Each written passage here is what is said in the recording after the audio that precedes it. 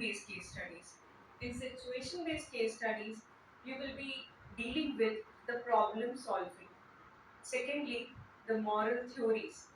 Then you need to understand how to analyze the options with merits and demerits.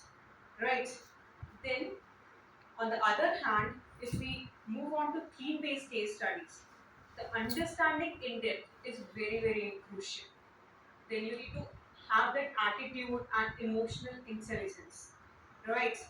Then it's like similar to a short essay, sort of.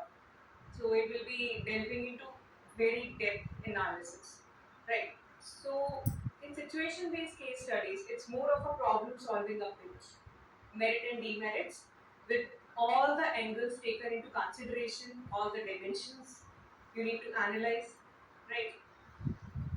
Then coming over to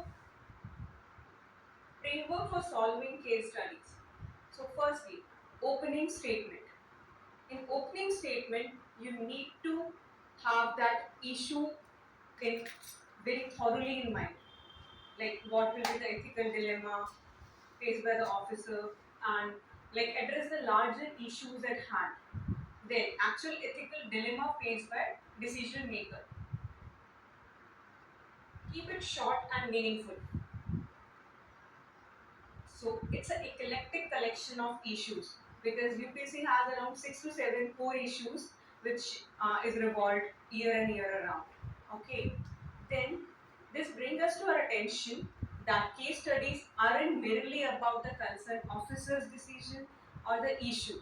It is also about the larger public interest that should be every time kept in mind while addressing the solution. Then, write in crisp one sentence, very according to your actual problem, actual ethical dilemma. Then, if it can be any conflict of interest, it can be a condoning unethical action of others or permitting organizational abuse. So, you have to analyze that dimension. Coming over to the main framework.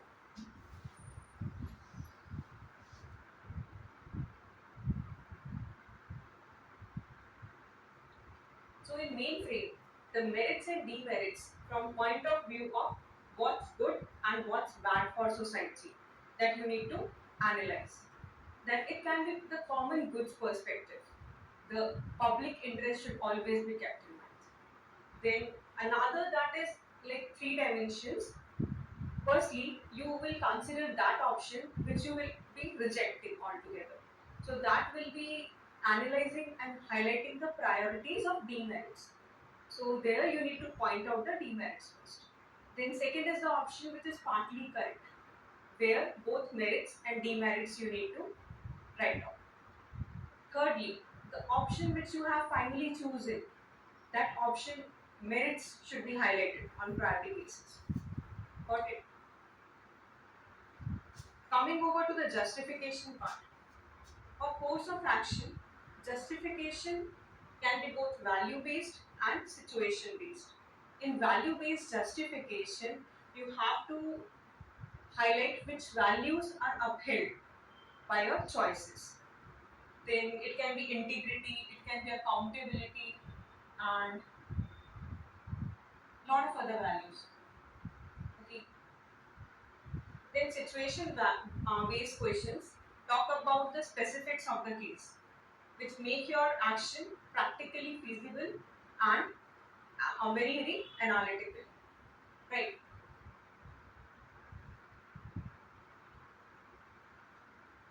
In concluding remarks, you need to summarize the course of action in a very precise manner and just have an analytical perspective. Think of long-term solution, right? In that case, ethical or moral dilemmas are not comfortable experience for officer. So you need to have that approach that your ethical dilemma should be helpful for even the future officers who will be tackling the same dilemma which was experienced earlier. So your dilemma should be addressed in very accurate manner in long-term basis.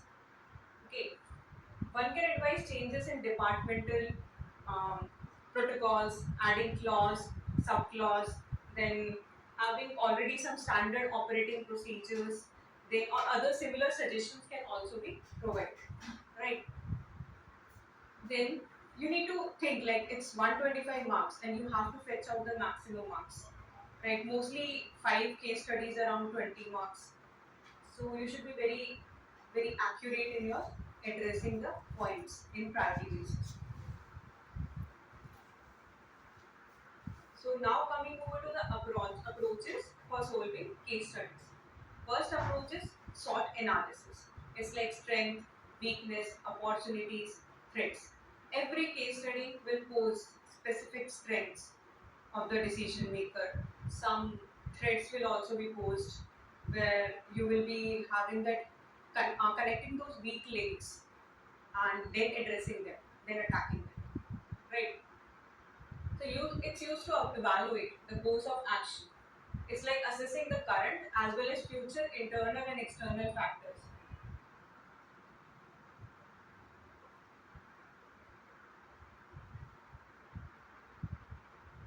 Okay, and internal links as well as any threat that might be posed externally and thwart the decision making. Okay, then it will be wise to start your response with a statement by identifying the larger issue and stating it in a concise manner. Some UPSC trends are like what should be done, why these issues are happening. So some questions should always be there in your mind. Like, have you retained the philosophy of RTI? And unless we regulate multiple stakeholders' behavior, you should be having that which values should depend on subject matter. So subject matter should be like on priority basis. You need to think about it and then connect the values with those subject matter, right? Then, for example, there are some case studies in 2014 related to tribal issues. In 2015, some case studies came related to this land degradation problems and environment related. Then there were some case studies related to social psychological aspects of these migration. So anyhow, social issue will definitely come. So you should be well prepared with that. So these values should always be kept in mind. Let's say in beginning you need to plan and practice, but after some time it will be inbuilt in your memory. So practice very regularly, very thoroughly. So for answering option, discuss course of action and give justification. Okay, give your opinion based on the larger interest. Give your reaction, discuss ethical dilemma or issues, give your recommendation, discuss merits and demerits, and then discuss consequence of each action. Right? So you should be very thorough with these steps. Now, priority check. Options are discrete mostly. So you need to evaluate the option. Sometimes examiners will expect you to formulate the option and then analyze the merits and demerits of each option. But mostly the options are given and then you have to analyze. So while formulating the option, always see the issue in larger perspective. Whether the option B is in continuity with option A. In course of action, what is the first step? Ensure priorities like save the life, give relief. These are the topmost priorities when you have to consider the stakeholders, whom to save, right? Coming over to structuring. When you write course of action, then you write justification, then way forward, conclusion. It can be immediate. For example, let's say some builders were there, they were constructing multiple stories where it was not allowed, and the construction workers they died due to it. Even the construction workers they know that building can collapse because of the way it was constructed with multiple stories, but everyone was very profit minded, profit oriented, money minded was going on. So that immediate step needed in this situation will be like MCD. They should be having some stricter rules with regard to this, and builders were not taking precaution. So they should be regulated. So general ways are like overall ethical ecosystem and ethical infrastructure of the country, it needs to be improved in this case. So ethics in governance, you need to talk about this, right? So complaint is not heard, harass the neighbors who wanted to complain but they were harassed. So they remain silent, right? So broader aspects should be kept in mind.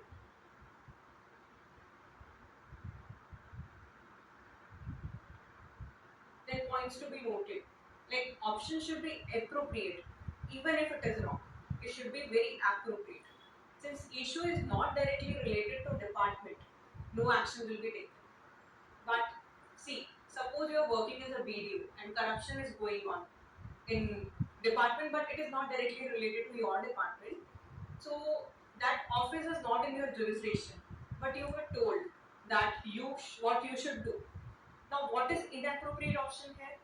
Is like government is encouraging the whistleblowers, and whether most appropriate should be like even if negative consequence will be there, I will take action on this, even if it is not in my jurisdiction, but I will take certain action. Evaluate anything mechanical should be avoided. Right? Choosing most appropriate option, be decisive and choose one. In ethics, there is no perfect stance. There is no perfect all stance. Right? So you need to be appropriate. Coming over to the pestle approach. Some case studies they require you to analyze in broad dimension, political, economical, social, international, technological. So you need to open those dimensions and then address it. So like in political stability will be there, government policy, corruption, tax policy, trade restriction, labor laws. You need to address these issues holistically. Economic growth, exchange rate, interest rate, unemployment rate. So you need to be mindful of these issues and put them. In social, it can be population growth rate, age distribution, safety emphasis, lifestyle attitudes, cultural barriers, right? Then in technological, it can be automation, robotics, and a lot of scenarios of research and development. Environmental changes will be there, weather or climate change. In legal issues, it will be discrimination, antitrust, corruption issues, these consumer protection laws, and these discrimination related laws. One thing you should keep in mind while having that strength, weakness, opportunity, threat approach, you should assess the current as well as future internal and external factors. And better use in situation-based case studies. This approach helpful in writing meaningful opening and concluding remarks. Now coming over to stakeholder approach. There are a lot of stakeholders like dominant stakeholder, dormant stakeholder, definite stakeholder, discretionary stakeholder. Then there will be like some stakeholders who are having the legitimacy, they are having power, but they are not having any urgency. Let's say for example, celebrities. Okay, Shah Rukh Khan, if he goes out in the public and he speaks something, he is doing some act, public will be influenced by the opinions and his work. So he is having that dominant stakeholder context, but he is not having any urgency approach. He is not having any legitimacy. So people will be following the opinion, but that urgent manner of taking the larger interest at that point of time is not ingredient over there. Okay, so there are like dominant, definite, dangerous, discretionary. They are type of stakeholders. So these are the three main arenas: power, legitimacy, urgency. So it can be um, divided as like some are having power and legitimacy but not urgency. Some are having legitimacy and urgency but not power. Okay, and vice versa. So let's having an illustration. There's a fresh engineering graduate. She get a job in prestigious chemical industry. She likes the work. She is having good salary. However, after a few months, she accidentally discovers that a highly toxic waste is secretly discharged into the river nearby. This is causing health problems to the villagers living over there. Okay, so she is perturbed and she mentioned the concern to her colleagues, and they advise her to keep quiet. As anyone came to know about it, she will be removed from the company, summarily dismissed. She cannot risk losing her job as she was the only sole breadwinner in her family. So she has to support her siblings and parents. But first, she thinks if her seniors are keeping quiet, so why should she stick out her neck? But her conscience pricks her to do something to save the river and the people and their health. Right? So, but at heart, she feels that the advice of silence given by her friends is not correct, though she cannot give reasons to it. Right? She thinks you are a wise person and seeks your advice. So, what arguments can you advance to show her that keeping quiet is not normally right? Secondly, what course of action would you advise her to adopt and why? Right. So, in this case, the health of the people living the village, it is not stable. So, there is a business morality over here. Whistleblower approach is there, and the girl, if she considered that if her family members would have been living in that village, then what action should she have been taken? Like she should have go and have the argument over it. Like she want the help at top basis. As she is a fresh graduate and she got the job in a prestigious company, so she is however eligible for taking job in any other place also. So she can sacrifice this job and help the villagers. So that will help her fulfilling the conscience. Inner conscience will be fulfilled. The morality will be there. And as you know that business, they will keep in mind business that corporate social responsibilities will be there. But they want it to be kept secret.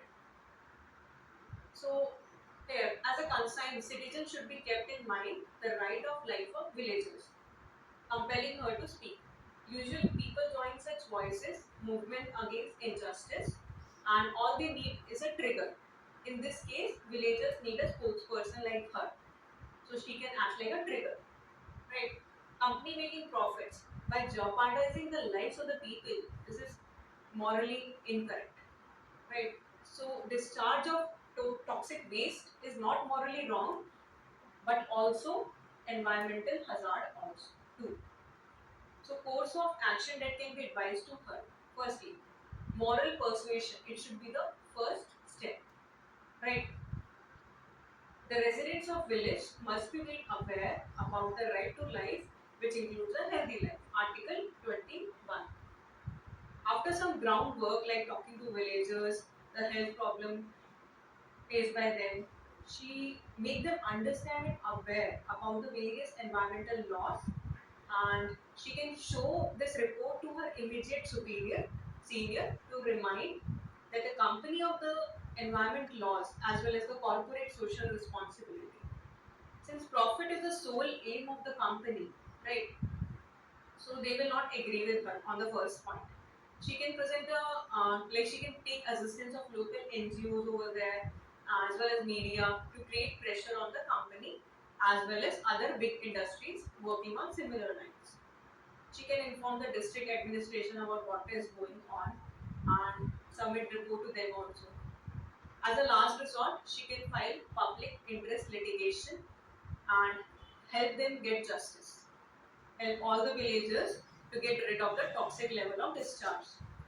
There is a high chance that she will lose her job, but that is almost like she can have like another job and land into some other place with a good offer. So, since even if the complaints go unheard, she might not continue in the company on moral grounds, but her inner conscience will be satisfied. And throughout her life, she won't be having any guilt that she didn't took the step to save the life of villagers. Right. So that's it for today. We'll deal with the section A in our next class. Thank you so much.